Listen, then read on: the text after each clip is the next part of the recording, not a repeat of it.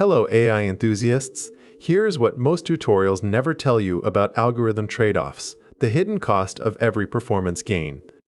Building on our previous talk about simplicity versus performance, we need to understand that choosing an algorithm is rarely about finding the best one, but about finding the right balance. Think of it like buying a camera. You are constantly balancing image quality, battery life, and portability. In the world of data, we call these accuracy, speed, and interpretability. We can visualize this as a radar chart, where pulling one corner often means shrinking another. The first axis is the accuracy ceiling. This is our image quality. It represents the maximum potential performance an algorithm can reach, given enough data. Some models are like professional studio cameras. They can capture every tiny detail and nuance in the patterns of your data. However, reaching this ceiling often requires immense complexity.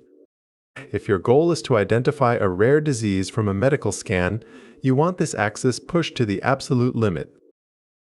Next, we have prediction speed, which is like the battery life of our camera.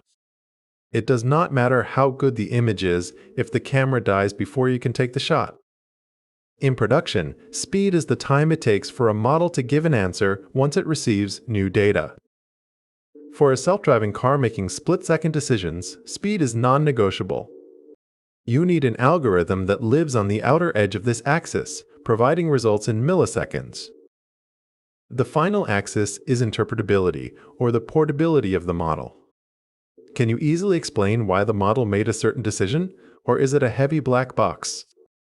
In regulated industries like banking or insurance, being able to explain a decision is a legal requirement. This is the compact camera of the machine learning world, easy to carry and easy to understand. It is very transparent in how it works. Let us look at linear models. On our radar chart, they create a specific profile. They are the compact cameras of the bunch, easy to carry and simple to use.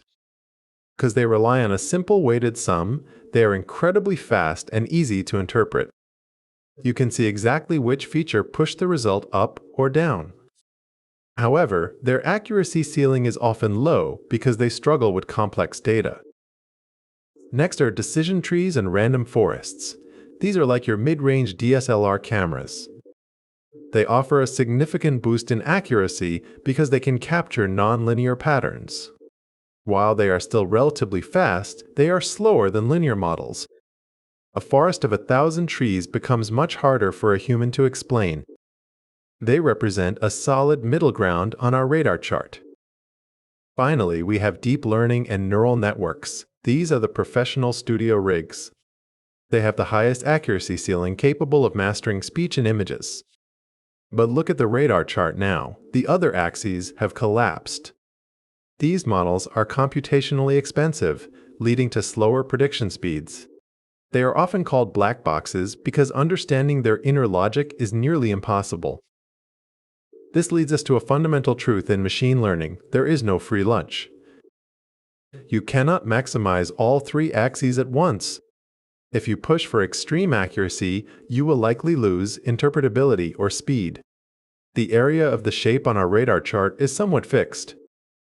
You are not just choosing a model, you are choosing which sacrifice you are willing to make. So how do you choose? Context is your compass. For a real-time ad bidding system, your requirement is heavily skewed towards speed.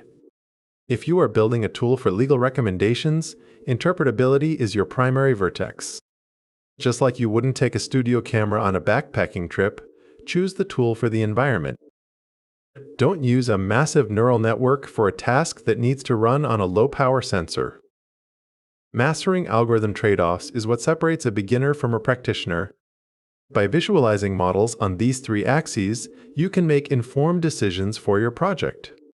Remember, there is no perfect camera, only the best one for the shot you are taking.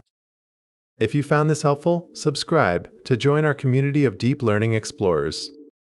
Next time, we will look at how data volume shifts these very boundaries. See you then!